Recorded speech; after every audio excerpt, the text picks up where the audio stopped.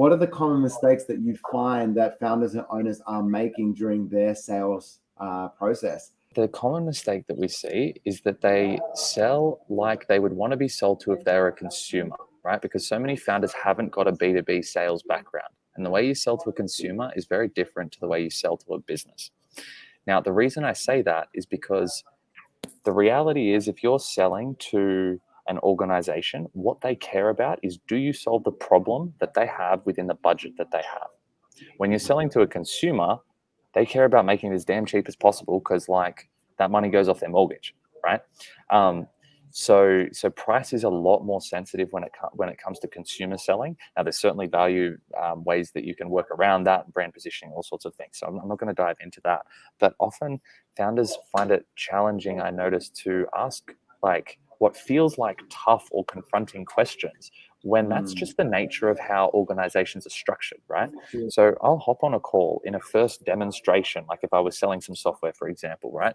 And just ask the person, like, where's the budget coming from this? Like, who's got access to that? Is that you? Do you actually have sign off for that? Or are you reporting? Do you have to go up 6 lines of reporting to get access to that? Like, what's the sign off level approval? Like, how does that work? And I asked that up front, right? Whereas if you said that to a consumer, it's like, well, my approver is my wife, and like it's weird and it's pushy, and it's like they're questions that are so much more commonplace. And because founders often haven't got that B2B sales background, they're not kind of sure of these things that are very commonplace. Another thing that I noticed, right?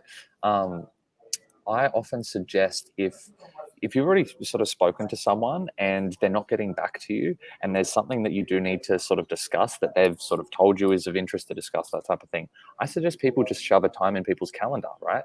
Now, if you just shove the time in your mate's calendar for dinner without saying hey or whatever, that'd be a bit weird. And if it, like often like small business owners, would be like, whoa, like that's kind of odd. But in larger corporates, the reality is that's how their calendar works. Right? Their boss shoves stuff in there, their manager, someone from another department just books time in their calendar, shoves stuff in, and they're constantly prioritizing and that type of thing.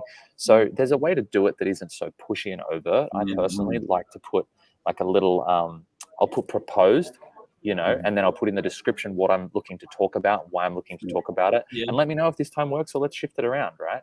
It's not, so all of these little things that are just like you wouldn't think to do because they're kind of not intuitive to how you've liked being sold to in the past as a consumer.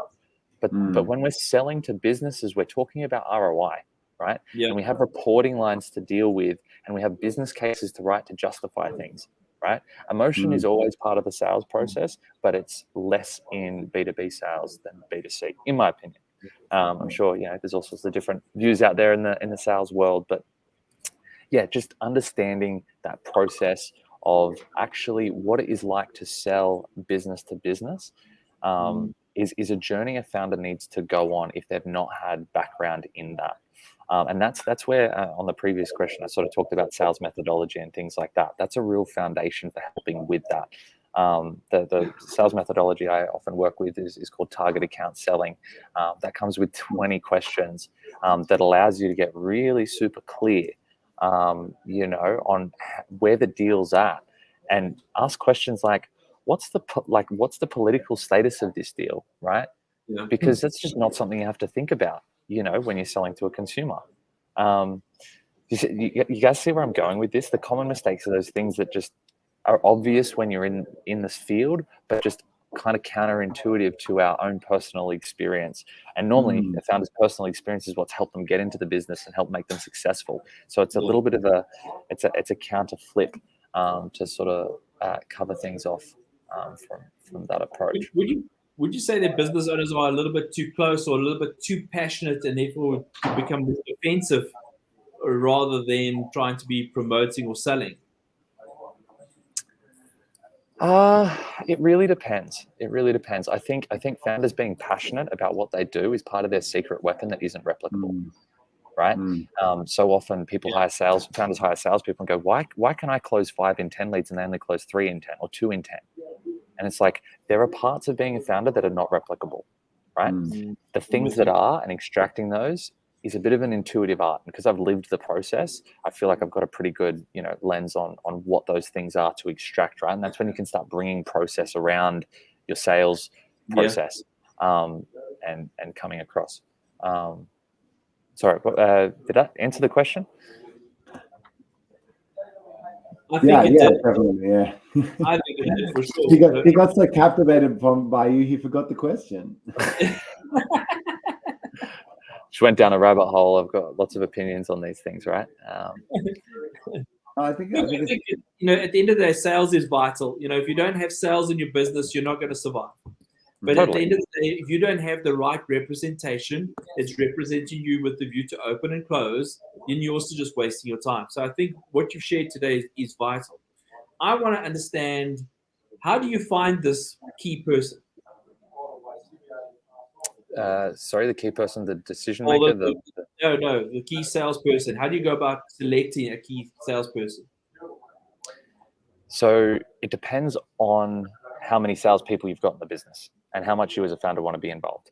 If you're looking at your very first sales hire, often it's really important to have somebody who's got sales experience and has sold on behalf of a small business before. Because if you hire someone who's been used to selling at Salesforce or one of those, they've got great sales training. But you stick them with no brand, no logo, no scripts, like all that stuff. You need someone who's a bit more kind of willing to get their hands dirty, like get in there, get in the mud, figure stuff out, make mistakes, not know everything that they're going in with. You need someone who can handle that environment and is willing to go the length on it.